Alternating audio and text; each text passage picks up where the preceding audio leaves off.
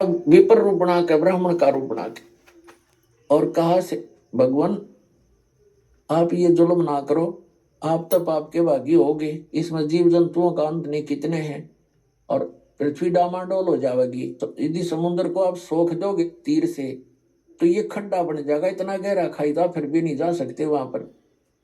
ये ऐसा काम करो सर्प भी मर जावे, लाठी भी ना टूटे। तो श्री रामचंद्र जी ने पूछा कि वो कौन सी विधि है, वो बता फिर। अब ये नल नील और भी वहीं पहुंच रहे थे लाठी ले ले। कहते हैं आपकी सेना में नल और नील नाम के दो सैनिक हैं, भक्त हैं, और उनके हाथों में ऐसी शक्ति है कि वो पत्थर भी रख देंगे ना मेरे ऊपर, वो जल में डूबेंगे नहीं। तो नल नील की आवाज लगाई, नल नील दोनों चलकर आगे। तब श्री रामचंद्र जी ने कहा कि भाई कोई ऐसी तुम्हारे पास पावर शक्ति है? कहा जी, अपने आत्माओं यहाँ मार खाता ये प्राणी अभिमान करता है, थोड़ी सी भक्ति हो जा, थोड़ी सी सेवा कर ले, उसे थोड़ी बहुत सिद्धि भगवान की भक्ति से आ गई तो अंडी पाक जाते हैं, पंसारी बन जाते हैं हल्दी की गांठ से।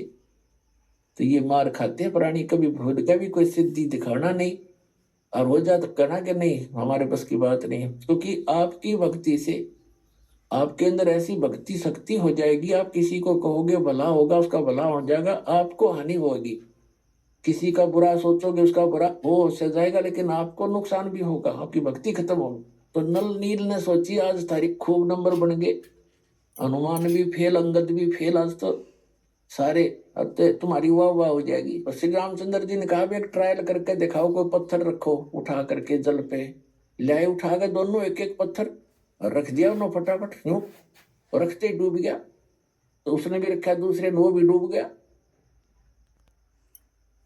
तब रामचंद्र जी कहने लगे, जैसे विपर रूप में ब्राह्मण रूप में खड़े समंदर से, मानो रामचंद्र जी ये कहना चाहते हैं कि झूठ बोल रहा है तो इनके हाथों में ऐसी पावर तो है ही नहीं।